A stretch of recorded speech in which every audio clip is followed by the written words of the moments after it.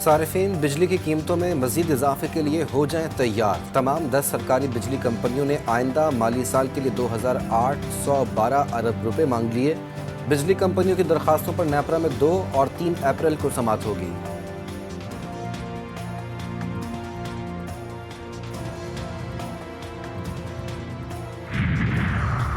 Supreme court نے attorney general سے فوجی عدالتوں میں محفوظ شدہ فیصلوں کی سمری مانگ لی۔ آگاہ کیا جائے کتنے ملزمان بری ہو سکتے ہیں اور کتنے نہیں۔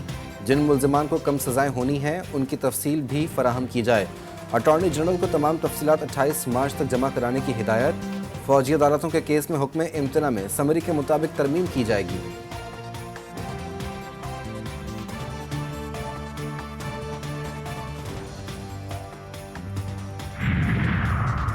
سابق وزیر اعلیٰ پنجاب پرویز الہی اور مونس الہی کا آر او کے فیصلے کے خلاف appellate tribunal Lahore high court سے رجوع۔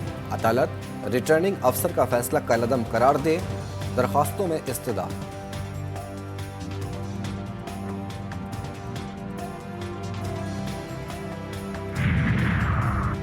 اسلام آباد کے ڈی چوک میں دفعہ 144 کی خلاف ورزی، مشتاق احمد اور غزہ بچاؤ مہم کے منتظمین کے خلاف مقدمہ درج۔ شرکا پر حکومتی اداروں کے خلاف نعرے بازی اور پولیس پر پتھراؤ کے بھی الزامات۔ اسلام آباد ہائی کورٹ میں بانی پی ٹی آئی اور شاہ محمود قریشی کی سائفر کیس میں سزا کے خلاف اپیلوں پر سماعت آج پھر ہوگی۔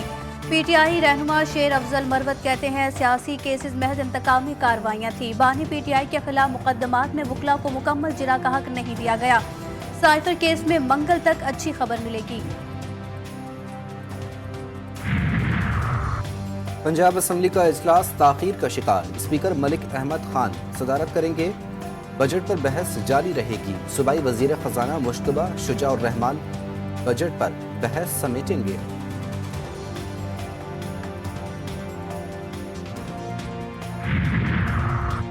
وزیر اعلیٰ پنجاب مریم نواز سے وفاقی وزیر خزانہ محمد اورنگزیب کی ملاقات۔ وزیر اعلیٰ کو منصب سنبھالنے پر مبارکباد۔ مریم نواز نے کہا کہ مل جل کر پاکستان کو معاشی مشکلات سے نکالیں گے۔ وفاقی وزیر خزانہ سے معاشی بہتری کے لیے عوام دوست فیصلوں کی توقع ہے۔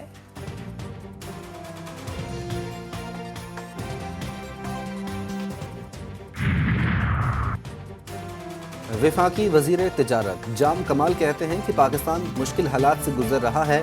جب تک تاجروں کی بات نہیں سنی جائے گی مسائل حل نہیں ہوں گے۔ پی ڈی ایم حکومت کا موجودہ حکومت کے ساتھ موازنہ درست نہیں۔ پیپلز پارٹی کے قائدین کو وفاقی کابینہ میں شامل ہونے پر قائل کریں گے۔ وفاقی وزیر کی مزار قائد پر حاضری کے بعد میڈیا سے گفتگو۔ سینیٹ انتخابات کے لیے کاغذات مسترد اور منظوری کے خلاف اپیلیں۔ پی ٹی آئی رہنما اعظم سواتی پشاور ہائی کورٹ پہنچ گئے۔ کیپٹن صفدر نے اعظم سواتی کے کاغذات پر اعتراض کیا تھا۔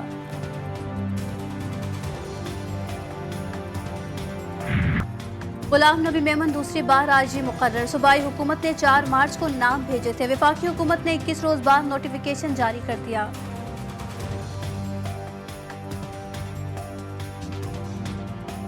لاہور میں عربی رسم الخط والا لباس پہنی خاتون پر حملہ، کیس کے 3 ملزمان ضمانت منظور۔ لاہور کی انسداد دہشت گردی عدالت نے محمد ندیم، عادل سرور اور التمش ثقلین کو 1-1 لاکھ روپے کے مچلکوں کے عوض رہا کرنے کا حکم دے دیا۔ پولیس نے مولانا علیم الدین شاکر اور خالد شہنشاہ کو بے گناہ قرار دے دیا۔ جس ماہی گیر کے ہاتھ سوا مچھلی لگ جائے اس کے وارے نیارے۔ جال میں سوا مچھلی پھنس جائے تو ماہی گیر راتوں رات کروڑ پتی بن جاتے ہیں۔ آخر اس کی وجہ کیا ہے بتائیں گے آپ کو اسی بلیٹن میں۔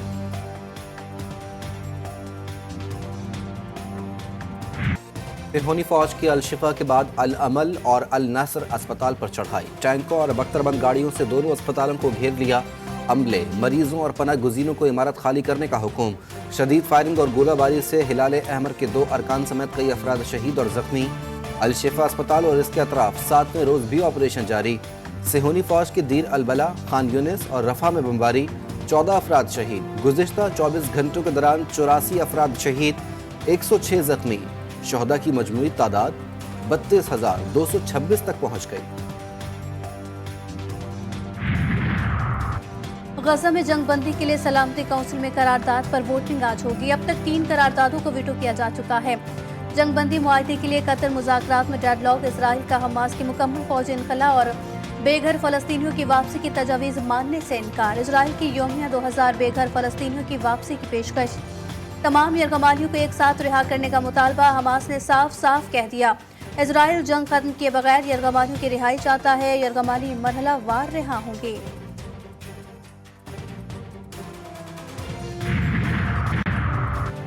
कौमी क्रिकेटर का T20 फिजिकल फिटनेस कैंप कल से काकुल एकेडमी में शुरू होगा। फिटनेस कैंप में बाबर आजम, मोहम्मद रिजवान, साइम अयूब, फखर जमान, साहबजादा फरहान समेत 29 खिलाड़ी शामिल। कैंप में खिलाड़ियों को आने वाली सीरीज और टूर्नामेंट में शामिल किया जाएगा।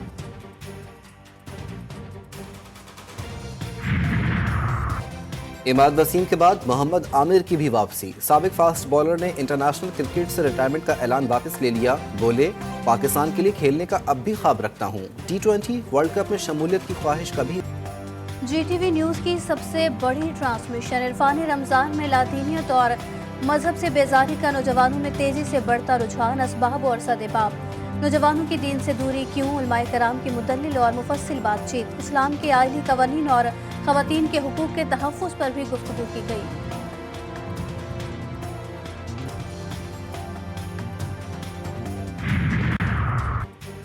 सऊदी हुकूमत का मस्जिदुल हराम में एहतिकाफ करने वालों की तादाद दुगनी करने का ऐलान। 1000 ख़वातीन समेत 6000 अफराद एहतिकाफ कर सकेंगे। बुजुर्ग और बीमार ज़ायरीन की आसानी के लिए गोल्फ कार की सहूलत फराहम। सिंध के सूफी शायर हज़रत सचल सरमस के 3 रोज़ा उर्स का दूसरा रोज़। मुल्क भर से अकीदतमंदों की आमद का सिलसिला जारी। वज़ीर आला सिंध मुराद अली शाह आज उर्स का बाकायदा इफ्तिताह करेंगे।